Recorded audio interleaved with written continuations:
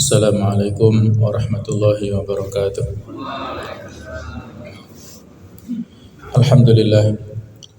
Alhamdulillahi rabbil alamin. Wa bihi nasta'inu ala umuri dunya waddin. Asyhadu an la ilaha illallah wahdahu la syarikalah. Wa asyhadu anna Muhammadan abduhu wa rasuluh la nabiyya ba'dah. Allahumma salli wa sallim ala sayyidina wa habibina wa maulana Muhammad wa ala alihi wa sahbihi ajma'in. Allahumma la sahla illa ma ja'altahu sahla wa anta taj'alul hasana idza syi'ta sahla. Allahumma anfa'na bima 'allamtana wa 'allimna ma yanfa'una warzuqna 'ilma. Hadirin hadirat rahimakumullah. Alhamdulillah.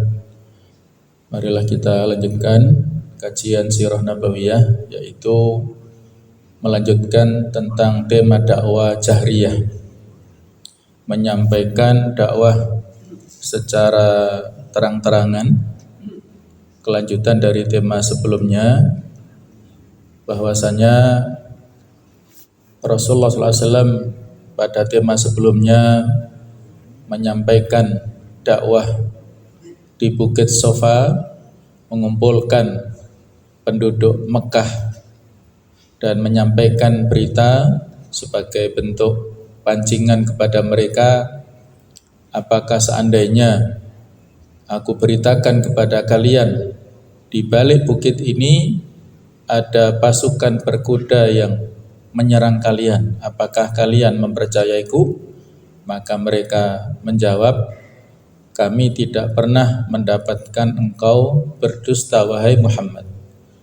Maka saat itulah beliau langsung menyampaikan misinya, yaitu dalam rangka untuk menyampaikan risalah tauhid, risalah Islam, supaya masyarakat Mekah bersyahadat, yaitu la ilaha illallah dan Muhammad Rasulullah.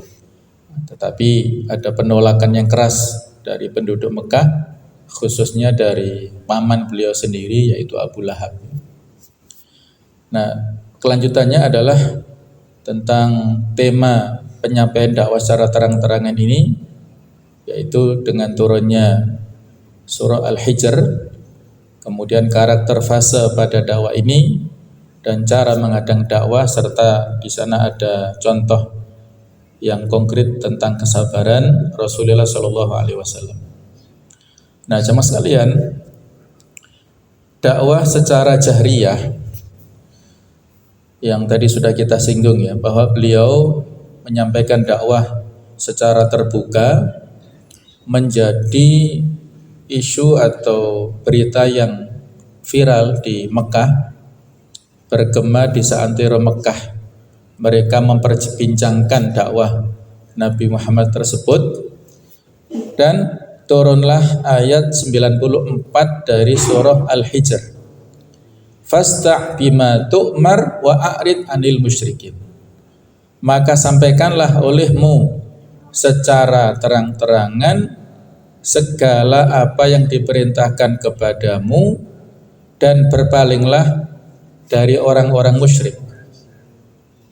Setelah sebelumnya ada ayat wa andir ashiratakal aqrabin. Nah, ini sebagai kelanjutan bahwa dakwah itu harus disampaikan secara terbuka, secara terang-terangan, dan berpaling dari orang-orang musyrik. Syekh Dr. Munir Al-Ghutban menyampaikan tafsir dari ayat wa'arid anil musyrikin, itu maknanya berdakwah dan menjelaskan al-haq tanpa menghiraukan musuh-musuh agama, tidak membalas gangguan materi dan maknawi yang dilancarkan oleh orang-orang musyrik. Jadi pasti banyak tantangan yang dihadapi, ada intimidasi, ada gangguan, ada ancaman, dan macam-macam. Maka biarkan, tidak perlu dibalas pada saat itu, tidak perlu dihadapi dengan terang-terangan atau dengan bentuk perlawanan ya, karena kondisi kaum muslimin saat itu masih minoritas. Kalau dihadapi dengan terbuka dan perlawanan yang terbuka, maka akan memberikan kerugian kepada kaum muslimin. Nah, jamaah sekalian, karakter fase dakwah pada masa ini yaitu tidak membalas. Sebagaimana beberapa ayat ada isyarat tentang masalah ini, wa idza sami'ul lagwa a'radu anhu wa qalu lana a'maluna wa lakum a'malukum salamun alaikum la nabtaghil jahilin. Dan apabila mereka mendengar perkataan yang tidak bermanfaat, mereka berpaling daripadanya dan mereka berkata, bagi kami amal-amal kami dan bagimu amal-amalmu, kesejahteraan atas dirimu, kami tidak ingin bergaul dengan orang-orang jahil. Jadi ada sifat barok yang disebutkan dalam ayat ini. Lana a'maluna walakum a'malukum. Ini lebih lembut dari nanti ya di surah Al-Kafirun, lakum dinukum waliyadin. Yang lebih lembut ini lana a'maluna walakum a'malukum. Ini jawaban diplomatis yang bisa kita contoh pada saat ada perbedaan pendapat di kalangan kelompok kaum muslimin. Ada, ini satu contoh saja ya supaya tidak disalahfahami. Ada seorang Ustadz Muhammadiyah yang dikasih pertanyaan oleh jamaahnya tentang masalah tahlilan, yasinan dan lain-lain. Nah, mungkin yang dimaksud oleh Ustadz yang berbackground Muhammadiyah ini untuk saling artinya saling toleransi dan tidak intervensi ya. Tapi jawabannya agak kurang tepat. Jadi dijawab dengan lakum dinukum waliyadin. Sehingga ini menjadi sorotan ya. Saya dengar sekilas dari siapa itu Dokter siapa yang kontroversi itu ya, itu seolah-olah menuduh bahwasanya perbedaan ini dalam ranah perbedaan agama ya kan, lakum dinukum ya. Bagi kalian agama kalian, waliyatin dan bagiku agamaku. Jadi seolah-olah berbeda agama kan, padahal ini masalah furu'iyah. Nah itu contoh jawaban yang kurang bijak ya. Yang lebih tepat barangkali ini, lana a'maluna walakum a'malukum, bagi kami amal-amal kami, bagi kalian adalah amal kalian. Masing-masing nanti akan mempertanggungjawabkan di akhirat apakah amal kita benar atau salah. Itu masing-masing punya pertanggungjawaban, tidak perlu memaksakan kehendak di dunia ini. Kita yakini apa yang kita ikuti, kemudian kita laksanakan, dan kita bertoleransi dalam hal-hal yang berbeda. Kita bekerja sama dalam yang kita sepakati, sudah ya, itu toleransi. Nah, jadi tidak saling menyalahkan. Nah, kalau di sini pada masa dulu ya, ini menjadi diplomasi Rasulullah kepada orang-orang musyrik. Lana a'maluna walakum a'malukum salamun alaikum, kesejahteraan atas dirimu, la nabtaghil jahilin, kami tidak ingin bergaul dengan orang-orang jahil.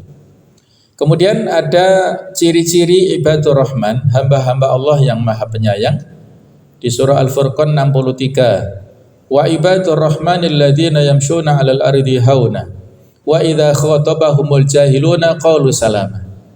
Dan hamba-hamba Tuhan yang maha penyayang itu ialah di antara cirinya yaitu orang-orang yang berjalan di atas bumi dengan rendah hati, hauna, dengan tawadhu, tidak sombong atau tidak angkuh.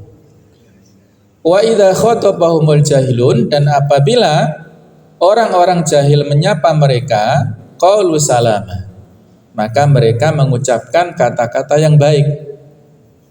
Kita maklumi kejahilan mereka, barangkali orang-orang tersebut belum tahu misi baik kita. Barangkali mereka belum faham apa tujuan yang kita inginkan. Kemudian mereka berkata-kata yang buruk, bahkan mungkin memfitnah ataupun mengganggu ataupun berghibah dan lain-lain lah ya. Jadi ayat ini bukan hanya ditujukan kepada kaum muslimin ataupun Rasul pada saat itu, tapi juga ditujukan kepada kita semuanya. Tujuan kita baik, amal-amal kita yang kita inginkan adalah kebaikan, tapi kadang-kadang disalahfahami oleh orang-orang tertentu sehingga mereka menyebarluaskan gosip-gosip yang tidak benar. Nah, itulah harus sabar. Wa idza khatabahumul jahiluna qaulu salama. Mereka mengatakan yang baik-baik, tidak perlu membalas keburukan dengan keburukan, tetapi membalas keburukan dengan kebaikan. Maka terjadi dalam tanda kutip revolusi di Mekah. Bukan revolusi secara real ataupun dalam bentuk pengambilan kekuasaan, tetapi ada semacam ya bentuk perubahan. Rasulullah langsung bangkit menyerang kemusyrikan dan khurafat. Pada tahap awal jahriyah beliau tidak menyerang kemusyrikan secara langsung, sehingga akhirnya Mekah bergejolak, ada pro dan kontra. Namun mereka kesulitan menghadapi Sang Al-Amin, yaitu sosok yang dipercaya oleh masyarakat Arab. Hingga Quraisy mengirim utusan kepada Abu Thalib meminta untuk mencegah beliau atau meninggalkan urusan mereka dengan Rasulullah SAW, dan hal itu ditolak dengan halus oleh Abu Thalib. Dan disinilah pentingnya pemanfaatan perlindungan asabiyah kabilah atau fanatisme kabilah, karena masyarakat jahiliyah ini punya fanatisme keluarga besar ya, dan Abu Thalib telah memberikan dukungan atau dagangan kepada dakwah Rasulullah, sehingga tidak berani menolak ataupun tidak mau mencegah Nabi Muhammad SAW dalam dakwahnya. Nah, itulah yang menjadikan masyarakat Quraisy menjadi bingung apa yang bisa mereka lakukan untuk mencegah tersebarnya dakwah Islam ini. Maka disinilah ada hikmah dan pelajaran tentang karakter fase dakwah secara umum, bahwa tidak diragukan lagi dakwah jahriyah yang Rasulullah lakukan adalah perintah dari Allah Subhanahu wa taala. Maka di situ ada kaidah al-aslu fid dakwah jahriyah. Pada dasarnya dalam berdakwah itu disampaikan secara terang-terangan sehingga semua orang bisa mendengar dakwah. Namun disesuaikan dengan situasi dan kondisi. Jika tidak mungkin secara jahriyah atau terang-terangan, maka beberapa hal bisa masuk sirriyah ataupun rahasia. Dan tiap tempat memungkinkan untuk berbeda aplikasi. Satu tempat dengan tempat yang lain, berbeda budaya, juga dari sisi tradisi, maka dakwah ketika disampaikan di tempat-tempat yang berbeda itu disampaikan sesuai dengan muqtadul hal, tuntutan kondisi, tuntutan keadaan. Dakwah yang kita sampaikan di perkotaan berbeda dengan dakwah di pedesaan. Di pedesaan pun juga berbeda, antara kalau di Jawa Timur ada wilayah utara sana Pantura ya, ada wilayah Arek sana ada Mataraman sana ya, daerah selatan ada Tapal Kuda, itu berbeda-beda semuanya kulturnya. Di perkotaan juga berbeda. Nah, inilah menuntut fikih dakwah, pemahaman dakwah yang kita sampaikan supaya tidak disalahfahami oleh objek dakwah. Pada kenyataannya saat Allah Ta'ala memerintahkan Nabi untuk jahriyah, beliau sudah memiliki para sahabat yang telah siap menanggung beban dakwah yang sudah disampaikan pada materi-materi sebelumnya ya, sebelum beliau menyampaikan secara terbuka. Maka ada simpul-simpul masa yang beliau ikat, baik dari kalangan tua, kalangan muda, tokoh-tokoh masyarakat, dari kalangan penggerak, itu disimpulkan atau diikat dengan ikatan-ikatan Islam ini. Bahkan juga dengan ikatan pernikahan pada saat nantinya. Jadi pernikahan Nabi itu tidak lepas dari misi dakwah ini, untuk menjadikan supaya Ali bin Abi Thalib tidak lepas dan selalu memiliki ikatan emosional yang terus-menerus, maka dinikahkan dengan putrinya Rasulullah itu Fatimah. Kemudian supaya ada ikatan Nabi dengan Abu Bakar, maka beliau menikah dengan Aisyah, putri dari Abu Bakar. Kemudian supaya juga ada ikatan dengan Umar, beliau menikah dengan Hafsah dan lain-lain. Nanti ada materi lainnya tentang masalah latar belakang pernikahan Rasulullah, bukan untuk tujuan biologis mata-mata atau tujuan secara pribadi ya, tetapi tujuan dakwah, dan itu perintah Allah, tidak ada ambisi dan kepentingan pribadi sama sekali. Nah, jemaah sekalian, karakter umum tahapan jahriyah ini berbeda dengan karakter tahapan sebelumnya. Namun bukan berarti seluruh rambu periode sebelumnya ditinggalkan, tetapi justru menjadi basis atau pondasi penguat karakter ini, seperti akidah, kemudian aspek ruhiyah, tarbiyah dan lain-lain. Maka di sana ada cakupan jahriyah pun lebih luas ya, jauh lebih luas. Namun dakwah fardiyah lebih fokus. Keduanya saling menyempurnakan. Jadi ibarat kita menaiki tangga ke tempat yang lebih tinggi, tangga pertama, kedua, ketiga kita lewati, ketika kita sampai di tangga keempat, tidak boleh meninggalkan tangga ke pertama, kedua dan ketiga itu. Itu semuanya saling terkait. Jadi dakwah ini yang sebelumnya secara sirriyah, kemudian secara jahriyah, dan ini pun pada saat sirriyah ada dakwah fardiyah. Dakwah fardiyah itu artinya dakwah secara personal ya, pendekatan lobby-lobby personal, dan itu ada tahapan-tahapan khusus, terutama dakwah kepada tokoh-tokoh tertentu yang perlu pendekatan secara hati ke hati. Maka itu tidak ditinggalkan pada saat dakwah jahriyah ini, tetap dilakukan dakwah fardiyah tersebut. Keduanya saling menyempurnakan, saling sinergis satu dengan yang lain.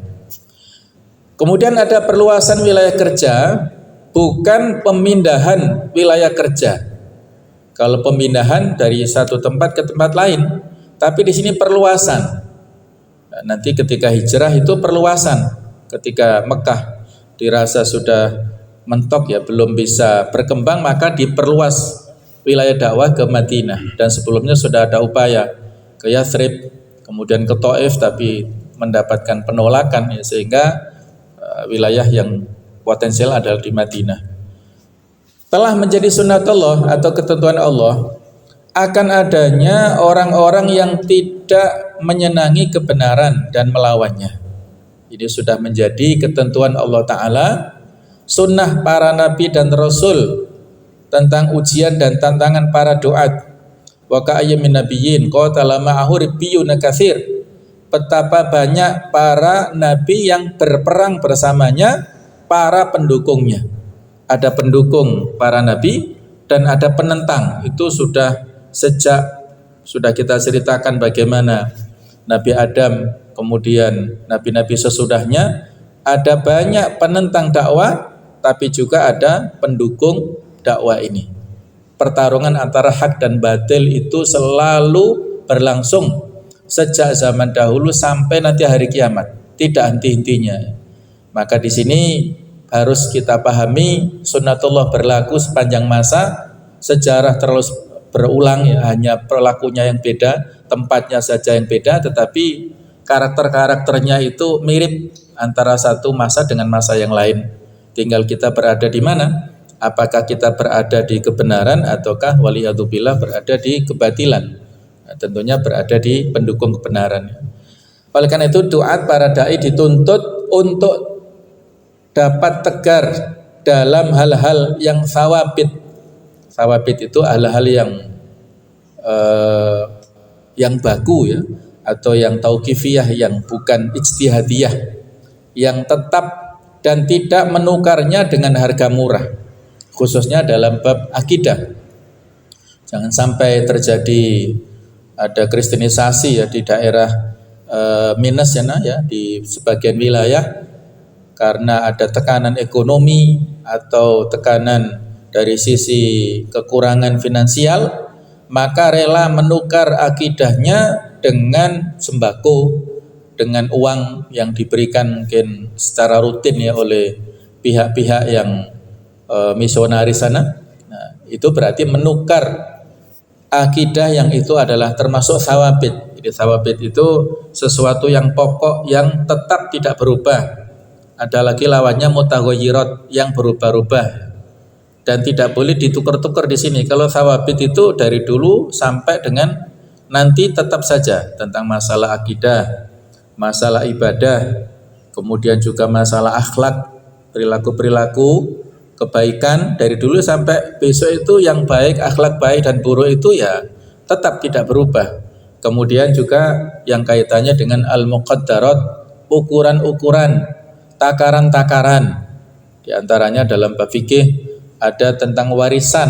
Nah, itu masuk thawabit sebenarnya. Kalau orang yang meninggal dunia, maka hartanya setelah ditunaikan kewajiban bayar utang, bayar zakatnya, bayar tanggungannya, kebutuhan pengurusan jenazahnya, dan lain-lain sudah, maka dibagi hutang secara rumus sesuai dengan petunjuk Allah dan Rasulnya, terutama di An-Nisa ayat 12, ayat 11, 12 dan di akhir An-Nisa itu ya. Jadi itu thawabit tidak berubah. Nah, kalau yang fleksibel yang berubah ya dalam masalah-masalah muamalah, dalam kaitannya dengan maslahah ya, kemaslahatan yang terjadi di masyarakat bisa jadi berubah antara yang dulu dengan yang sekarang. Kemudian juga masalah tata urusan pemerintahan, nah, itu masuk dalam bab thawabit, bukan bab mutaghayyirat ya, bukan dalam yang thawabit. Nah, itu contoh-contoh dalam berdakwah harus dibedakan. Nah, dakwah ini bukan alat untuk melegitimasi bahwa berhala dapat disebut Tuhan atau pornografi sebagai seni. Nah, inilah ya yang termasuk dalam bab thawabit ini. Tidak ada toleransi di situ. Tidak boleh meyakini bahwa berhala yang mereka sembah-sembah itu disebut sebagai Tuhan. Harus dengan tegas dikatakan la ilaha illallah. Tidak ada zat yang patut untuk disembah dengan benar kecuali Allah. Mereka itu, berhala-berhala itu adalah disebut tauhid, sesembahan selain Allah. Jadi tidak boleh dicampur adukkan di sini.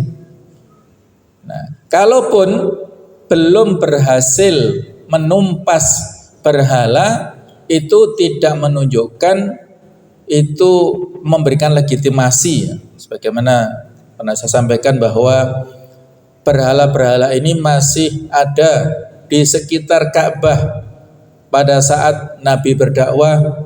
Pada saat fase awal-awal Madinah, berhala itu masih banyak di sekitar Ka'bah. Baru pada saat setelah Fathu Mekah, setelah diyakini kaum muslimin betul-betul punya kedudukan yang eksis di kalangan masyarakat Arab saat itu, maka Khalid bin Walid diperintahkan untuk berangus atau menghancurkan berhala-berhala di sekitar Ka'bah yang jumlahnya 360-an. Jadi tidak sedikit, jumlah yang sangat banyak. Yang paling besar itu namanya Hubal, yang biasa mereka sembah-sembah. Ada Manat, ada Lata, ada Uzza. Ini adalah pelesetan-pelesetan dari nama-nama Asmaul Husna. Jadi mereka memiliki berhala tersebut disimpan di rumahnya masing-masing di sekitar Ka'bah. Tadi disebutkan ada. Mereka menuhankan berhala-berhala tersebut, menyembah berhala-berhala itu. Jadi ketika Nabi menyampaikan dakwahnya itu diberantas dengan logika, dengan hujah-hujah dari ayat ataupun hadis, tidak mentolerir penyembahan kepada berhala. Walaupun tadi belum berhasil menumpas, itu tinggal menunggu waktu. Karena kalau sejak awal berhala-berhala ini diberangus di Mekah dengan secara demonstratif, maka itu akan membuat kemarahan yang besar dari orang-orang Arab jahiliyah, dan kaum muslimin akhirnya porak-poranda tidak berhasil menyusun kekuatannya. Nah, itulah diperlukan ya semacam fikih muwazanah atau fikih pertimbangan atau juga fikih prioritas ya, supaya ya kaum muslimin lebih aman dan pada saatnya nanti diberantas secara totalitas. Nah, sehingga jemaah sekalian, di dalam kita berdakwah itu diperlukan semacam marotibul amal, urutan prioritas amal dan tanggung jawab. Selain menurunkan ayat fasta bima tu'mar wa arid anil musyrikin, Allah juga mewahyukan kepada beliau ayat yang sebelumnya, wa anzir ashiratakal aqrabin, berilah peringatan kepada kerabat-kerabatmu yang terdekat. Padahal bisa saja Rasulullah langsung diperintahkan untuk memberi peringatan kepada seluruh masyarakat. Namun tidak demikian. Hal ini menunjukkan prioritas amal. Jadi Allah Ta'ala itu pasti memberikan pertolongan kepada Rasulnya. Namun demikian, supaya menunjukkan bahwa dakwah ini sesuatu yang alamiah ataupun yang bertahap ya, maka pertolongan Allah Ta'ala itu harus dijemput dengan usaha-usaha yang logis ataupun yang masuk akal, yang tidak nabrak kepada tatanan yang ada pada saat itu ya, dengan tabrakan yang keras tadi, tapi dengan bertahap, dengan lembut ataupun dengan tahapan-tahapan yang secara perhitungan itu masuk akal, tidak hantam kromo ya, karena kalau seseorang berdakwah dan menghasilkan sesuatu dampak yang buruk, maka itu menjadi sesuatu yang madharat ya. Dulu pernah ada di Yaman ya, kasus kuburan disembah-sembah oleh masyarakat di sana, dikeramatkan, disembah-sembah, dianggap sebagai sesuatu yang keramat atau yang memberi manfaat, menolak bahaya lah untuk masyarakat sana. Terus ada seorang dai yang sangat memiliki semangat yang luar biasa menghancurkan kuburan ini. Akhirnya pemilik kuburan ini, keluarga besarnya, mengadu kepada pemerintah setempat dan tidak menunggu lama, beberapa hari langsung dibangunkan kuburan tersebut oleh pemerintah dengan bangunan yang lebih megah, lebih besar dari yang sebelumnya. Nah, ini ya itu tadi ya, dia mengingkari kemungkaran tetapi memiliki dampak kemungkaran yang lebih berat dari itu. Nah, itu harus diperhitungkan ya. Apakah pengingkaran yang dilakukan oleh seorang dai ini efektif, yang berdampak baik, atau justru membuat madharat? Itu harus diperhitungkan secara cermat ya. Ini yang menjadi polemik ya. Menjadi polemik, tetapi sekali lagi kita harus bisa berkaca atau bisa mengambil ibrah secara jernih tentang kejadian di Palestina. Ada sebagian dai atau sebagian syekh ya, terutama dari Saudi, yang mengkritisi tentang ini ya, kejadian Taufanul Aqsa itu 7 Oktober tahun yang lalu itu. Jadi dikritisi itu akan apa ya, semacam bahasa-bahasanya itu bahasa yang keras ya. Jadi jihad fisabilis syaiton katanya. Jadi qitalul fitnah ya, bukan qital fisabilillah tapi perang fitnah. Karena dengan serangan Hamas 7 Oktober 2023 itulah menyebabkan hancurnya Palestina sekarang ini. Itu logika yang dipakai oleh sebagian syekh di Saudi ini ya, yang saya kira ini pemikiran parsial ya, yang tidak secara utuh dalam melihat kondisi, dan yang paling tahu dengan situasi kondisi itu kan masyarakat Palestina, yang paling paham, sudah diukur dampaknya, apa resikonya itu sudah diukur oleh Hamas dan pasukan yang lain itu ya, sudah terukur ini ya. Dan tidak boleh berandai-andai pula kalau ini, karena sudah diukur, walaupun saat itu tidak dilakukan serangan Taufanul Aqsa oleh Hamas, tapi ya orang-orang Israel sudah merencanakan serangan yang lebih berat atau lebih besar dari yang terjadi ya. Jadi ini sama sekali tidak mencerminkan kearifan atau kebijakan ya. Dan buktinya masyarakat Palestina tidak ada satupun yang menyalahkan Hamas dan mereka meratapi apa yang dilakukan Hamas sebagai sebuah kebodohan dan juga sesuatu yang tidak masuk akal, itu nggak ada yang menyalahkan. Justru mereka memberikan dukungan. Mereka sabar dengan kondisi sekarang ini dan mereka tetap optimis. Insya Allah mereka akan mendapatkan kemenangan pada saatnya. Nah, masa kita yang tidak mengetahui secara detail dan tidak mengetahui latar belakang secara utuh menyalah-nyalahkan, itu kan tidak bijak ya.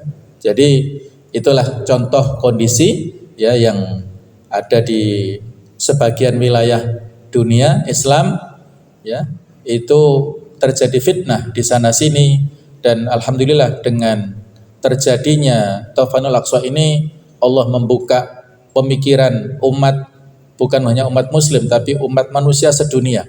Kalau dulu ketika yang memberikan dukungan ya dalam hal demo-demo itu ke Palestina itu kan dituduh minoritas dan mereka itu ya dianggap teroris, radikal, macam-macam ya. Tapi dengan adanya kejadian Taufanul Aqsa ini dan kejadian tragedi di Palestina sampai sekarang ini akan itu berdampak kepada dukungan luas dari masyarakat, bukan hanya muslim tapi juga non muslim di mana-mana. Bahkan di Amerika sebagai pendukung utama orang-orang atau pemerintah Israel ini, rakyat sipilnya memberikan dukungan kepada warga Palestina. Nah, maksud kita yang muslim tidak memberikan dukungan sesuatu yang naif ya kepada Palestina kan. Kalau kita nggak memberikan dukungan dan bahkan mencurigai tentang hal-hal yang tidak masuk akal kepada mujahidin Hamas. Jadi ada tahapan-tahapan yang perlu untuk dilalui dalam berdakwah ini, mulai dari islahun nafsi, kita memperbaiki diri sendiri. Perbaikan diri sendiri ini mutlak harus kita lakukan. Mulai dari perbaikan dalam bab akidahnya, ibadahnya, kemudian wawasannya, kesehatannya, fisiknya, dan seterusnya sampai dia mampu berjihad mengendalikan dirinya sendiri. Kalau sudah baik, maka ada tahapan berikutnya yaitu takwinul baitil muslim, yaitu mengkondisikan, membentuk keluarga muslim yang baik. Kemudian baru mendakwahkan kepada masyarakat yang di sekitarnya, dan baru kepada islahul hukumah, memperbaiki negeri jika telah mumpuni kapasitasnya dan seterusnya. Sehingga sebelum kita berbicara tentang tatbiqu syariah, penerapan syariat secara global dalam bentuk negara, maka yang lebih dulu kita perbaiki pribadi-pribadinya ini dulu. Apakah sudah baik akhlaknya, apakah sudah baik soal ibadahnya, apakah sudah lurus akidahnya, itu persoalan yang mendasar dulu ya. Karena kalau perbaikan negara ini membutuhkan energi yang besar, kalau tidak ada kesiapan SDM dari masing-masing pribadi muslim ini, maka justru akan menjadi fitnah yang berat ketika orang-orang yang tidak punya kompetensi ya, itu memimpin negara, maka justru akan menjadi bencana. Nah, jadi diperalat oleh stafnya ataupun oleh orang-orang yang di bawahnya yang mereka sudah tersistematis sejak dulu. Kalau pemimpinnya tidak punya kemampuan, maka dikerjai oleh orang-orang yang di bawahnya. Nah, ini persoalan yang sangat kompleks dalam percaturan dakwah secara global. Kemudian jamaah sekalian, kafir Quraisy mereka bangkit menghadang dakwah. Orang-orang kafir Quraisy bangkit dengan menghalalkan segala cara untuk menghadang dakwah Nabi, tanpa peduli apakah hal tersebut terhormat atau tidak, sesuai dengan norma atau tidak. Dan secara umum, cara-cara yang dipakai adalah sebagai berikut. Mereka memberikan ejekan, hinaan, olok-olok, bahkan fitnah. Merendahkan ajaran Rasulullah, membangkitkan keraguan dan menyaksikan beliau. Melawan Al-Quran dengan dongengan, penawaran guna mengerdilkan dakwah, atau mencampur adukan tauhid dengan syirik. Jadi mereka bermusyawarah kira-kira langkah-langkah apa yang bisa menghalangi Muhammad menyampaikan dakwahnya itu. Mereka membuat kesepakatan di rumah Walid bin Mughirah, yaitu ayah Khalid bin Walid itu. dan mendiskusikan label yang pas untuk Nabi Muhammad itu apa. Ada yang mengusulkan dia adalah seorang yang dukun ya, tetapi dibantah kalau dukun itu pakai jampi-jampi mantra-mantra. Nah, Muhammad gak menyampaikan itu. Kemudian ada label dia adalah seorang yang gila. Kalau orang gila pikirannya gak waras bikin begitu, indikasinya gak ada pada diri Muhammad. Kemudian dipakai menjadi seorang yang sahir, penyihir, kemudian juga penyair. Jadi mereka bingung dalam memberikan label-label itu dan akhirnya disepakati Muhammad ini lebih dekat seperti orang yang penyihir yang bisa memberikan tipu daya kepada orang-orang masyarakat pada saat itu. Nah itulah hinaan-hinaan, olokan-olokan yang diterima Rasulullah pada saat berdakwah ke masyarakat. Jadi ada ejekan, hinaan, olok-olok dan fitnah yang itu digambarkan di surat Al-Hijr ayat ke-6.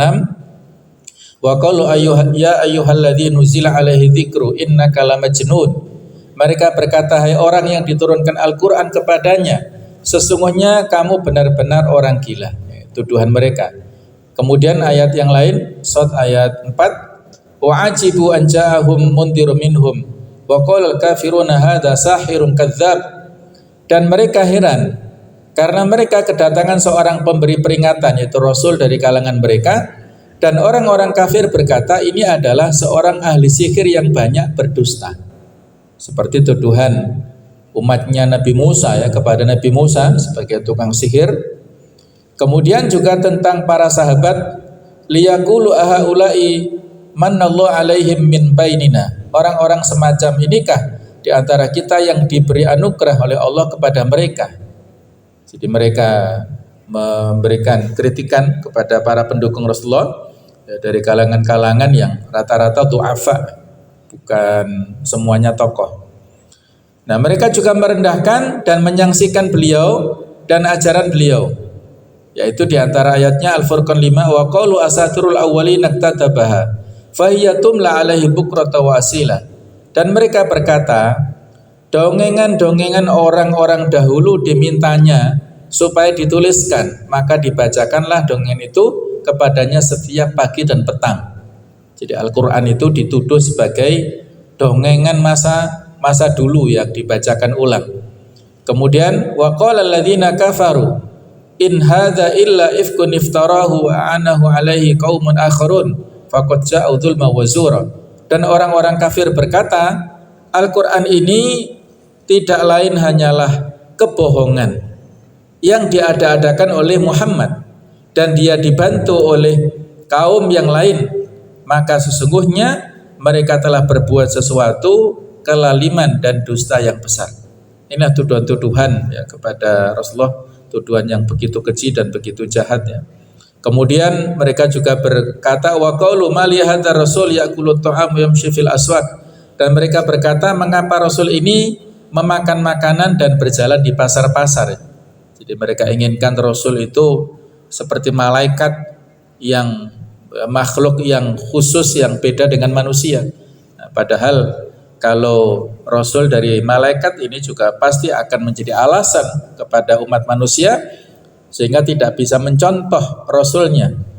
Jadi di antara hikmah Rasul itu manusia biasa seperti kita, perlu makan, perlu tidur, perlu istirahat, perlu jalan-jalan karena beliau yang manusia biasa punya sifat qudwah hasanah seperti itu, maka kita pun juga punya kemampuan untuk meniru seperti yang beliau kerjakan. Kalau beliau bukan dari kalangan manusia, kita susah menirunya. Itulah hikmah beliau adalah seorang Abdullah yang juga sekaligus Rasulullah. Kemudian mereka juga melawan Al-Quran dengan tuduhan dongengan-dongengan tadi. Sebagaimana dalam hadis dikatakan ya, bahwasanya Al-Quran menurunkan 8 ayat tentang Nadhr bin Harith, yaitu firman Allah yang ini idza tutla alaihi ayatuna qala asatirul awwalin, yang apabila dibacakan kepadanya ayat-ayat kami ia berkata itu adalah dongeng orang-orang yang dahulu. Jadi ada katakan al-asatir, dongengan masa lalu dilabelkan untuk Al-Quran.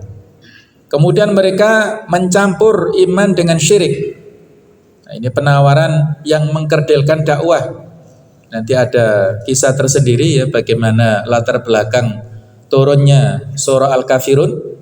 Jadi ini bertujuan untuk mengkaburkan, mencampurkan antara keimanan dan kesyirikan. Wahai Muhammad, bagaimana kalau kami ibadah kepada Tuhanmu setahun, kamu ibadah kepada Tuhan kami setahun. Nah, itulah pencampur adukan dalam hal iman dan syirik yang ditolak oleh Allah Ta'ala dengan diturunkan surah Al-Kafirun ini. Sehingga di situ ada hikmah dan keteladanan kesabaran beliau. Begitu banyak penghinaan, fitnah, gangguan dari tetangga menjadi menu sehari-hari, namun Nabi selalu bersabar. Di antara tetangga beliau adalah Abu Jahal.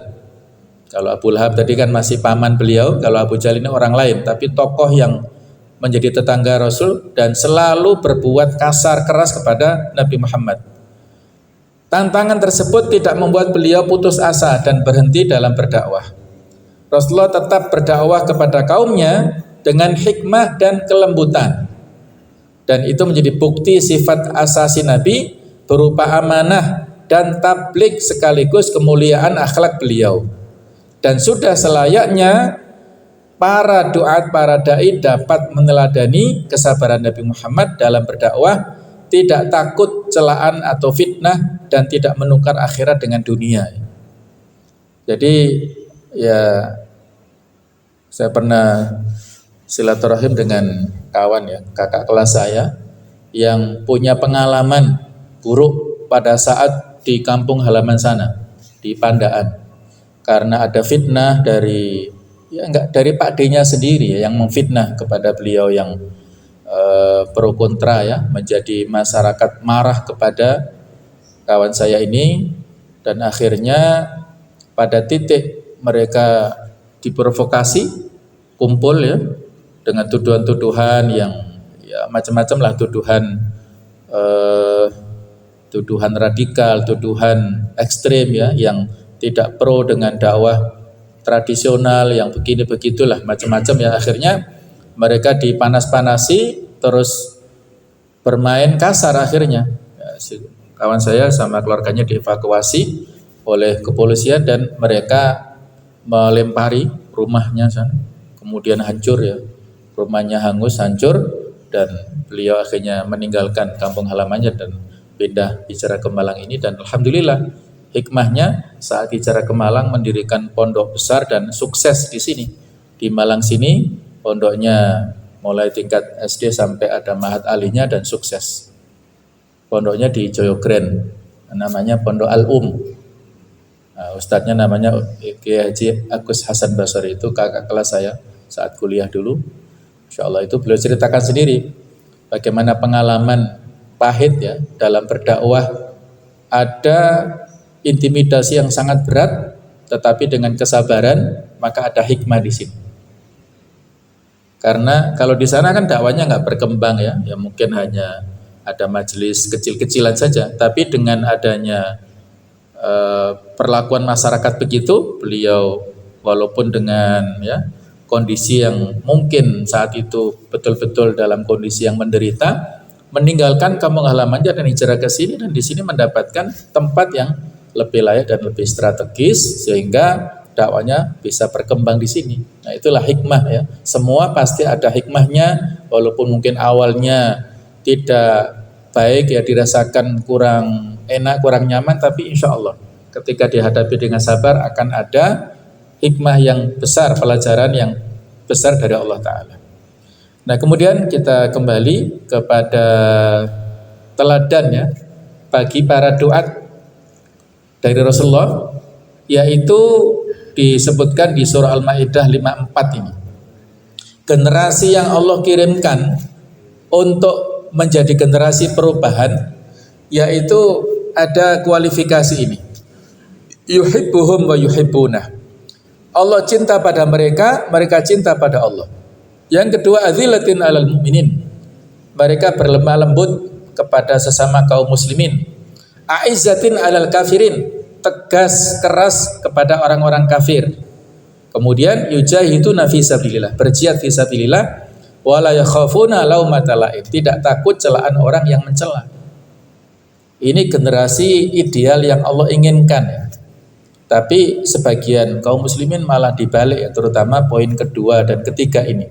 Yang seharusnya azillatin alal mu'minin, lemah lembut kepada kaum mukminin, kemudian aizatin alal kafirin, keras kepada orang kafir, tetapi ada sebagian umat Islam yang dibalik, aizatin alal mu'minin, azillatin alal kafirin. Ya, apa contohnya? Ketika ceramah-ceramah agama dibubarkan, ya mungkin karena mungkin tertuduh ustadznya yang begini-begitu tema-temanya yang dianggap kontroversial, kan masih bisa diajak diskusi ya, tanya jawab kan nggak ada masalah. Kan nggak mungkin ustadz ini mengajarkan keburukan ya, hanya saja mungkin bahasa yang kurang tepat misalnya.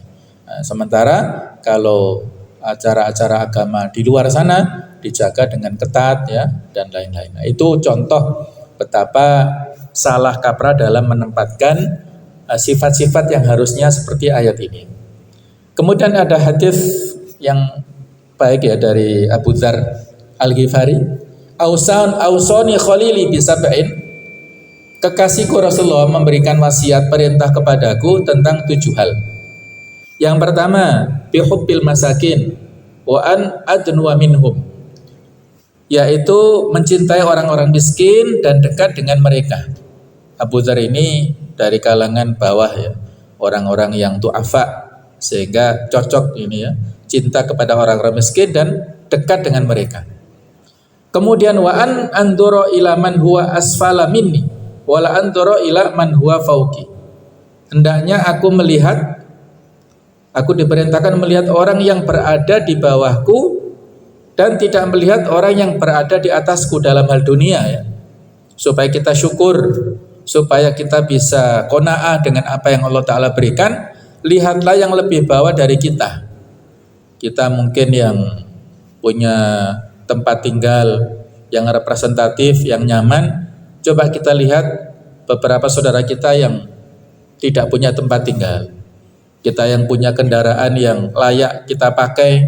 Coba kita lihat beberapa saudara kita yang kemana-mana harus naik sepeda ontel misalnya, atau bahkan harus jalan kaki. Nah, maka itulah akan timbul syukur dari kita. Tapi kalau yang kita lihat yang di atas ya, kita isinya nelongso terus ya, gak bisa bersyukur. Nah, ini dalam bab kaitannya dengan dunia. Kalau dalam bab akhirat, dalam ibadah kita lihat yang atas. Yang ketiga, wa an asila rahimi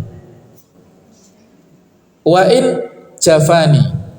Jadi beliau memberi wasiat supaya menyambung silaturahim meskipun mereka berlaku kasar kepadaku. Mereka keras ataupun angkuh atau yang lainnya, tapi tetap harus kita silaturahim. Yang keempat, wa an uktsira man la haula wala quwwata illa billah. Memperbanyak zikir hauqalah. La haula wala quwwata illa billah. Ini zikir yang mujarab, yang manjur. Ketika ada kisah Auf bin Malik, ya, anaknya ditawan oleh musuh, maka beliau datang kepada Rasulullah bersama istrinya. Anak saya ditawan musuh, apa yang harus kami lakukan kepada Rasulullah? Maka kata Rasulullah, cobalah kamu memperbanyak zikir la haula wala quwwata illa billah. Maka beliau pulang bersama istrinya dan mereka berdua bersama-sama sepanjang malam berzikir la haula wala quwwata illa billah. Maka menjelang subuh pintu terketuk, nah, ternyata anaknya pulang dengan selamat. Bukan hanya selamat, tapi membawa kambing yang sangat banyak. Dari mana kambing? Katanya dari ghanimah. Ghanimah dari orang-orang kafir. Jadi anaknya bingung, tidak bisa mengerti, karena saat itu dia diborgol dengan rantai oleh orang-orang kafir. Tiba-tiba saja lepas borgolnya itu. Kemudian ada ketika keluar dari tawanan itu, dia seolah-olah ada yang membawa di udara, dan bersama kambing-kambingnya itu ternyata Allah alam itu adalah karena fadilah zikir la haula wala quwwata illa billah disampaikan oleh ayah dan ibunya tadi. Nah, jadi kita memperbanyak zikir ini supaya keluar dari segala macam masalah. Kemudian yang keenam adalah wa'an atakallama bimuril haqqi wala ta'khuduni fillahi laumatul laim. Jadi beliau memerintahkan kepada Abu Dzar ini untuk tidak takut mengatakan kebenaran ya. Kemudian tidak takut dengan celaan orang yang mencela dalam berdakwah kepada Allah. Yang terakhir, wa an la as'alan nas syai'an, tidak meminta-minta kepada sesama manusia, mintanya hanya kepada Allah. Inilah ada 7 nasihat yang penting kepada Abu Dzar dan juga nasihat kepada kita semuanya. Semoga bisa kita amalkan. Ini hadis yang sahih diceritakan oleh Imam Bukhari dan juga para imam hadis yang bukan Imam Bukhari tapi Imam Ahmad, kemudian Imam Tabrani, Imam Ibnu Hibban dan Abu Nuaim, kemudian Al-Baihaqi. Hadisnya sahih yang bisa kita jadikan sebagai panduan. Demikian, semoga ada manfaatnya. Kurang lebihnya mohon maaf. Ihdinas siratal mustaqim. Subhanakallahumma bihamdika asyhadu an la ilaha illa anta astaghfiruka wa atubu ilaik. Wassalamualaikum warahmatullahi wabarakatuh.